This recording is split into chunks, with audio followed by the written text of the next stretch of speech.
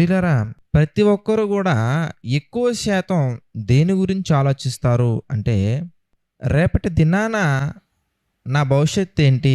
నా పిల్లల భవిష్యత్తేంటి? మా కుటుంబం భవిష్యత్తేంటి? రేపొద్దున వాళ్ళు తినటానికి లేవో, రేపొద్దున వాళ్ళు ఉండటానికి లేవో, అలాంటి ప్రతి ఒక్కరు గూడా నా పరిస్థితి ఏంటి అని ఆలోచిస్తూ ఉంటారు. అందుకే ఎక్కువ మంది ఆలోచించే ఆలోచనలన్నిటి గురించి యేసుక్రీస్తు వారు మాట్లాడుతూ 31వ వచనం మనం చూస్తే, కాబట్టి ఏమి తిందుమో, ఏమి తిందుమో, ఏమి త్రాగుదమో, ఏమి ధరించుకొందుమో అని చింతింపకుడి. అంటే ఏం తినాలి, ఏం త్రాగాలి, ఏమి ధరించుకోవాలి అంటే మనిషి యొక్క ఆలోచన విధానం గాని, మనిషి పడే ప్రతి కష్టం కూడా ఒక విధంగా చెప్పాలంటే మనిషి బ్రతుకే వీటి కొరకు అన్నట్టుగా మారిపోయిందని కూడా చెప్పొచ్చు మనం కొన్ని సందర్భాలను బట్టి, కొన్ని యాక్టివిటీస్ని బట్టి. చూడండి, ఉదయాన్నే లేచి మనం చాలా శ్రద్ధగా బ్రష్ చేస్తాం. బ్రష్ చేసిన తర్వాత మన డైలీ యాక్టివిటీస్ కొన్ని కాలకృత్యాలు తీర్చుకున్న తర్వాత ఎక్కడికి వెళ్తాం అనగానే చిన్నపిల్లల దగ్గర నుంచి ముసలివారి వరకు మనం ఆలోచించినట్లయితే కనుక, చిన్నపిల్లలైతే స్కూల్కి వెళ్తారు, యవనస్తులైతే కాలేజీకి వెళ్తారు, ఎడ్యుకేషన్ అయిపోయినటువంటి వాళ్ళైతే జాబ్ ప్రిపరేషన్కి వెళ్తారు, పెద్దవాళ్ళైతే ఉద్యోగానికి వెళ్తారు. దేనికి? చిన్నపిల్లల దగ్గర నుంచి జాబ్ ప్రిపరేషన్ వరకు ఈ సైకిల్ అంతా దేనికి అనగానే వీళ్ళంతా ఉద్యోగం సంపాదించుకోవడానికి, ఉద్యోగం సంపాదించుకున్న వాళ్ళు ఉద్యోగానికి, రిటైర్ అయిపోయినటువంటి వాళ్ళు వాళ్ళ పిల్లల భవిష్యత్తు కొరకు ఆలోచిస్తూ కూర్చుంటారు. మళ్ళీ వాళ్ళ పిల్లల భవిష్యత్తు అంటే ఏంటి ఇంతకీ అని మనం ఆలోచించినట్లయితే, పిల్లరా అందరి టార్గెట్ కూడా జాబ్ సంపాదించటం, లేదంటే పని సంపాదించటం అన్నట్టుగా మనకు కనబడుతుంది. దేనికి పని, దేనికి జాబ్ అనగానే అమౌంట్, మనీ. దేనికి ఆ మనీ, దేనికి ఆ డబ్బులు, దేనికి అంటే ధరించుకోవటానికి, తినటానికి, త్రాగటానికి. అంటే వీటి నిమిత్తమే చింతించటాలనే ఉంటాయి. ఎగ్జామ్స్లో మంచి మార్క్స్ రావాలి, మంచి గ్రూప్ తీసుకోవాలి, మంచి బ్రాంచ్ తీసుకోవాలి, మంచి జాబ్ రావాలి, మంచిగా నేను సెటిల్ అవ్వాలి, మంచి అమ్మాయిని వివాహం చేసుకోవాలి, మంచి అబ్బాయిని వివాహం చేసుకోవాలి, పిల్లలు క్షేమంగా పుట్టాలి, వాళ్ళకి ఎలాంటి రోగాలు ఉండకూడదు, వాళ్ళ ఆరోగ్యం నిమిత్తము. ఇవన్నీ మనం మాట్లాడుకునే మాటల్లో ప్రతి ఒక్కటి కూడా దేన్ని కనెక్ట్ అవుద్ది అని మనం జాగ్రత్తగా ఒకసారి కూర్చొని ఒక పెన్ను పేపర్ తీసుకొని మనం జాగ్రత్తగా ప్రతి అంశాన్ని కనుక మనం రాయగలిగినట్లయితే ప్రతి ఒక్కటి వెళ్ళి దేనికి కనెక్ట్ అవుద్ది అంటే, my dear brothers and sisters, ఇక్కడ యేసుక్రీస్తు వారు చెప్పినటువంటి ఈ మూడిట్లో దేనికో దానికి కనెక్ట్ అయిపోద్ది. ముఖ్యంగా మనం ఆలోచించినట్లయితే కనుక బ్రతకటానికి కనెక్ట్ అయిపోద్ది. అది కూడా ఈ 60 సంవత్సరాల జీవితానికి బ్రతకటానికి మాత్రమే సరిపోతుంది. అయితే ఈ ఆలోచనలు అనేవి ఎక్కడికి వెళ్ళిపోతాయి అంటే, ఆలోచించి ఒక రేపటి గురించి మాత్రమే కాదు, టైం టేబుల్ కానీ లేదంటే ఒక ప్రణాళిక ఎలా వేస్తారంటే మనుషులందరూ కూడా ఎక్కువ మంది ఎంతవరకు వెళ్ళిపోతారని మనం ఆలోచించినట్లయితే, యాకోబు గారు రాసినటువంటి పత్రికలో ఒక సందర్భం మనందరినీ కూడా ఆశ్చర్యాన్ని కలిగించే విధంగా ఉంటుందండి. యాకోబు పత్రిక మనం చూస్తేనండి 4వ అధ్యాయం మనం చూస్తే మనందరం కూడా ఆశ్చర్యపోతాం. ఏంటి ఇంత దూరం మనిషి ఆలోచిస్తారా అనిపిస్తుందండి. యాకోబు పత్రిక 4వ అధ్యాయము 14వ వచనం మనం చూస్తే, 13వ వచనం మనం చూస్తే, నేడైనను చూడండి, నేడైనను రేపైనను కుదిరితే ఈరోజు వెళ్దాం, ఈరోజు ఒకవేళ అవ్వలేదనుకోండి రేపైనా వెళ్దాం, ఒకానొక పట్టణమునకు వెళ్ళి అక్కడ 1 సంవత్సరం ఉండి వ్యాపారం చేసి. చూసారా, విలేజెస్లో కాదండి, నేడైనను రేపైనను ఒకానొక పట్టణమునకు వెళ్ళి అక్కడ 1 సంవత్సరం ఉండి వ్యాపారం చేసి లాభము సంపాదింతము రండని చెప్పుకొని వారలారా. అంటే నేడైనా కుదిరితే ఈరోజే వెళ్ళిపోదాం, మిస్ అయితే రేపైనా, ఈరోజైనా రేపైనా మనం ఒకానొక పట్టణానికి వెళ్ళిపోదాం, ఏమండి, ఒక మనిషి విలేజ్లో నుంచి సిటీలోకి వెళ్ళి బ్రతకటం అంటే అక్కడ కాస్ట్ ఆఫ్ లివింగ్ అనేది చాలా ఎక్కువ ఉంటుందండి. ఐ థింక్ నేను ఎక్కువ విన్నదాన్ని బట్టి అయితే కనుక బెంగళూరులో కాస్ట్ ఆఫ్ లివింగ్ చాలా ఎక్కువ అని నేను విన్నాను. బెంగళూరు అనే కాదండి, ఇప్పుడు సిటీస్లోకి మనం వెళ్ళడం అంటే విలేజ్లో మనకి 5 రూపీస్ దొరికే సిటీస్లో కనీసం ఒక 50 to 20 రూపీస్ అబోనే. విలేజెస్లో మనకి ఒక రూమ్ రెంట్కి రావాలంటే ఒక 3000కి 2000 దొరికే అవకాశాలు ఉన్నాయి. కానీ సిటీస్లోకి మనం వెళ్ళినట్లయితే కనుక మినిమం 6000, 8000, 10,000 చిన్న చిన్న రూమ్స్ అండి. 10,000 అంతే. మనకి ఒక పెద్ద రూమ్ వచ్చేస్తుందండి, ఒక పెద్ద ఇండిపెండెంట్ హౌస్ వచ్చేస్తుంది ఇంటికి ఒక 3000, 4000కి మనం ఆలోచించినట్లయితే కనుక. అదే ఇండిపెండెంట్ హౌస్ మనం అక్కడ సంపాదించుకోవాలంటే కనుక ఈజీగా 15,000 ఉంటుందండి పర్ మంత్ రెంట్. ఒకానొక పట్టణానికి వెళ్ళి అక్కడ సంవత్సరం ఉండి అక్కడ మళ్ళీ ఆ పట్టణంలో మళ్ళీ ఏది ఎస్టాబ్లిష్ చేయడానికి వెళ్తున్నారు? ఎందుకు వాళ్ళు బిజినెస్, వ్యాపారము చేసి లాభము సంపాదించమని చెప్పుకుని వారలారా, లాభం సంపాదించుకుందాం రండి అని చెప్పుకుని వారలారా. అంటే అక్కడ సిటీలో ఉండి లాభం సంపాదించుకునేంత అమౌంట్ వీళ్ళ దగ్గర ఉందా అంటే ఉంది. Still they are going for money. కానీ యేసు ప్రభువారు ఒక సందర్భం చెప్తూ ఆయన ఏమంటున్నారంటే, మీరేమో రేపొద్దున ఏం జరుగుద్ది అని ఆలోచించి, ఎల్లుండి ఏం జరుగుద్ది అని ఆలోచించి సంవత్సరం వరకు ప్లాన్స్ వేసుకొని ప్రయాసపడుతున్నారు, పోరాడుతున్నారు, బాగా ఆలోచిస్తున్నారు, చింతిస్తున్నారు. కానీ ఆయన అంటున్నారండి 14వ వచనం మనం చూస్తే దేవుని యొక్క వాక్యం మనతో మాట్లాడుతుంది. రేపేమి సంభవించునో మీకు తెలియదు, రేపొద్దున ఏం జరుగుద్దో మనకు తెలియదు. ఇలా ఆలోచించి మనుషులు డిప్రెషన్లో కూడా వెళ్ళిపోతూ ఉంటారండి చాలామంది. ఎందుకంటే ప్రస్తుత పరిస్థితుల్లో కొన్ని మనం గమనించినప్పుడు మోసాలు చేసే వాళ్ళదే రాజ్యం అన్నట్టుగా కనబడుతూ ఉంటుందండి. ఎవరైతే బాగా ఎక్కువ మోసం చేస్తారో వాళ్ళే బాగా లోకానుసారంగా ఎదుగుతున్నట్టుగా మనకు కనబడుతూ ఉంటుంది. కానీ వాస్తవాలు అవి కాదు. నీతిగా నిజాయితీగా వెళ్ళే వాళ్ళు వాళ్ళని ఎదుటి వారిని చూసి, నేను మంచిగానే వెళ్తున్నాను కదా, నేను న్యాయం చేస్తున్నాను కదా, నేను న్యాయంగా వెళ్తున్నాను కదా, నేను యథార్థంగా ఉన్నా కదా, నా లైఫ్ ఎందుకు ఇలా వెళ్ళిపోతుందని ఎక్కువగా ఆలోచించి చింతల్లోకి వెళ్ళిపోతాయండి. వాళ్ళ ఆలోచన కాస్త ఓవర్ థింకింగ్ కాస్త చింత. అందుకే మీరు చూస్తే నీ గురించే నా గురించే ఈరోజు దేవుడు మాట్లాడుతున్నట్టుగా ఒక మాట మనకి బైబిల్లో కనబడుతుంటుందండి.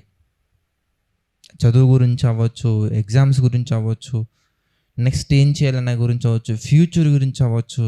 ఆయన మనతో సూటిగా ఈ ఉదయకాల సమయాన మాట్లాడుతున్నారు. ఏంటంటే మత్తయి సువార్త 6వ అధ్యాయము 33వ వచనం కనుక మనం జాగ్రత్తగా గమనించినట్లయితే కనుక 34 అండి, 34 మనం చూస్తే, రేపటిని గురించి చింతించకండి. ఎందుకంటే రేపొద్దున ఏం జరుగుద్దో నీకు తెలీదు, దేవునికి సమస్తం తెలుసు. రేపొద్దున ఎలా ఉండబోతుందో నీకు తెలీదు. కనుక నువ్వేం చేయాలో తెలుసా, నేనేం చేయాలో తెలుసా, మరి మనమేం చేయాలో తెలుసా? రేపటి గురించి ఆలోచించటం మాని, రేపటిని గురించి చింతించటం మాని, రేపటి గురించి డిప్రెషన్లోకి వెళ్ళటం మాని, రేపటి గురించి చింతను మనం ఏం చేయాలంటే, పేతురు గారు రాసినటువంటి మొదటి పత్రిక మనం చూస్తే మొదటి పేతురు 5వ అధ్యాయంలో మనకి దేవుడు ఒక మాట చెప్తున్నారు. ఏంటి? ఎందుకంటే పేతురు గారు రాసిన మొదటి పత్రిక 5వ అధ్యాయము 7వ వచనం మనం చూస్తే, ఆయన మిమ్మును గురించి చింతించుచున్నాడు గనుక మీ చింత యావత్తును ఆయన మీద వేయండి. నీ భవిష్యత్తు గురించిన చింత తీసుకొచ్చి ఆయన మీద వేయండి. నీ యొక్క చదువు అవ్వచ్చు, నీ యొక్క బాధ్యతలు అవ్వచ్చు, నీ యొక్క ఉద్యోగం అవ్వచ్చు, నీ యొక్క ఎవ్రీథింగ్, మీకు సంబంధించినటువంటి ప్రతి ఒక్క దానికి సంబంధించినటువంటి ఆ ప్రణాళికలు కానీ అసలు నీ యొక్క జీవితమే తీసుకెళ్ళి ఆయన చేతిలో పెట్టగలిగితే కనుక పరలోకాన్ని చేరుకునే విధంగా ఈ లోకంలో కూడా ఎన్ని శ్రమలు వచ్చినా, కష్టాలు వచ్చినా, ఇబ్బందులు వచ్చినా, ఇరుకులు వచ్చినా, ఎన్ని వచ్చినా కూడా నువ్వు సమాధానంగా ఉండే విధంగా ఈ లోకంలోనూ నీకు సహాయం చేస్తారు, మరణించిన తర్వాత కూడా నీకు సహాయంగా ఉంటారు. ఎందుకంటే ఆయన నిన్ను కాపాడుటకు అరచేతిలో చిక్కుకొని ఉన్నారు. కునుకుకుండా నిద్రపోకుండా నీ గురించి ఆలోచిస్తూ ఉన్నారు ఆయన. దేవుడు అంత గొప్పగా నీ పట్ల కొన్ని ఉద్దేశాలు కలిగి సమస్తమును సమకూడి మేలు జరిగించుటకు నీ జీవితంలో ఎన్నో పరిస్థితులను తీసుకొస్తున్నప్పుడు మనం ఏం చేస్తూ ఉంటామంటే, ఆయనను కాదని, ఆయనకి విరుద్ధమైనటువంటి ఆలోచన చేసి, ఆయనకి విరుద్ధమైనటువంటి ప్రణాళికలు వేసుకొని, ఆయనకి విరుద్ధమైనటువంటి మార్గముల్లోకి వెళ్ళి ఆయనకి వేరుగా ఏదో చేయాలనుకుంటాం. కానీ ప్రియులారా, ఆయనకి వేరుగా ఏది జరగదండి. జరిగేలా మనం బలవంతంగా ప్రయత్నాలు చేసినా కూడా దేవుని చిత్త ప్రకారం లేనిదే ఏది మన జీవితంలో జరగదు. కనుక మనం సంవత్సరానికి ప్లానింగ్స్ వేసినా, 2 సంవత్సరాలకి ప్లానింగ్ వేసినా, 10 సంవత్సరాలకి ప్లానింగ్స్ వేసినా కానీ రేపొద్దున ఏం జరుగుద్దో మనం చెప్పగలమా? మనం అనుకునే చెప్తున్నాం కానీ, మనం చెప్పగలం కానీ ప్రియులారా, రేపొద్దున ఏం జరుగుద్దో మనం చెప్పగలమా? Can we decide it? ఇంకొంచెం డెప్త్గా మనం వెళ్ళి ఆలోచించినట్లయితే కనుక ఈరోజు ఏం జరుగుద్దో చెప్పగలమా? పోనీ నెక్స్ట్ 1 అవర్లో ఏం జరుగుద్దో మనం చెప్పగలమా? అది మనం అనుకున్నదే, మనం చెప్పగలం కానీ ఎగ్జాక్ట్గా ఇంకొక 1 అవర్లో ఏం జరుగుద్దో మనం చెప్పగలమా? చెప్పలేమండి. బ్రతుకుంటే ఇలా జరగవచ్చు అని చెప్పగలం కానీ ఇదే జరుగుద్దే అని కొంతమంది బల్లగుద్దు మాట్లాడతారండి. అవన్నీ కూడా ఏంటంటే జరగచ్చు, జరగకపోవచ్చు. కానీ నిన్న, నేడు, నిరంతరం ఎల్లవేళలా ఉండు వ్యక్తి, కాలంలోనూ సమయంలోనూ తన స్వాధీనంలో ఉంచుకున్నటువంటి వ్యక్తి దేవుడు గనక, ఆయన మహాశక్తి గనుక నీ యొక్క భారాన్ని, అందుకే యేసుప్రభువు వారు కూడా అంటారండి, ప్రయాసపడి భారం మోసుకొనుచున్న సమస్త జనులారా నా యొద్దకు రండి, నేను మీకు విశ్రాంతిని కలుగజేతును. ఎందుకంటే లేనిపోని ఆలోచనలన్నీ పెట్టుకొని, లేనిపోని ఉద్దేశాలు కలిగి, లేనిపోని ప్రణాళికలు వేసుకుని ఏదో చేద్దాం, ఏదో సాధిద్దాం, ఏదో ఊహించుకొని దేవుని యొక్క ఆలోచనలకు వ్యతిరేకంగా వెళ్ళే ప్రయత్నాలు చేస్తే తప్పకుండా మనం చిక్కున పడిపోతామండి. అందుకే ఆయన అంటున్నారు, అసలు ఫ్యూచర్ గురించి మీరు ఎలాంటి చింత పడకండి. మీ యొక్క ఫ్యూచర్ని తీసుకొచ్చి దేవుని చేతికి అప్పగించండి. ఇవన్నీ దేవుని చేతికి అప్పగించుకున్న వారి జీవితం ప్రారంభంలో అనేక రకాల ఇబ్బందులు ఉన్నట్టు కనబడొచ్చేమో, కానీ వాళ్ళ జీవితాలు మీరు చూస్తే ఎంత మధురంగా తీర్చిదిద్దబడ్డాయో మనకి మంచి మంచి ఉదాహరణలు కనబడుతుంటాయండి. అబ్రహాం గారి జీవితం గురించి మనం ఆలోచించామనుకోండి, స్వదేశాన్ని విడిచిపెట్టి ఎక్కడికి వెళ్ళాల్సిన అవసరం వస్తుంది, కానీ అబ్రహాము విశ్వాసులకు తండ్రిగా తీర్చిదిద్దబడ్డారు. ఎందుకంటే తన జీవితాన్ని దేవునికి అర్పించుకున్నారు. ఆయన, ప్రభువా ఇదిగో నా జీవితం నీదయ్యా, నా లైఫ్ నీదయ్యా, ఇదిగో యు ఆర్ ద వన్, నువ్వు నా లైఫ్ని లీడ్ చేయి ప్రభువా అని తన జీవితాన్ని దేవునికి అర్పించుకున్నారు కనుక ప్రారంభంలో సమాజానికి కానీ, చుట్టుపక్కల వాళ్ళకి కానీ, లేదంటే ఇంట్లో వాళ్ళకు కూడా ఎలా అనిపిస్తుంది అంటే, ఏంట్రా ఇతను పిచ్చోళ్ళ ఉన్నారనిపిస్తుంటుంది. కానీ అతను పిచ్చివాడికి కనిపించిన పర్ఫెక్ట్ థింగ్ చేశారు. ఎందుకంటే లైఫ్ని తీసుకెళ్ళి దేవుని చేతికి అప్పగించారు. రేపటి గురించినటువంటి చింత మానేశారు. దేవుని మీద తన చింత యావత్తు వేశారండి.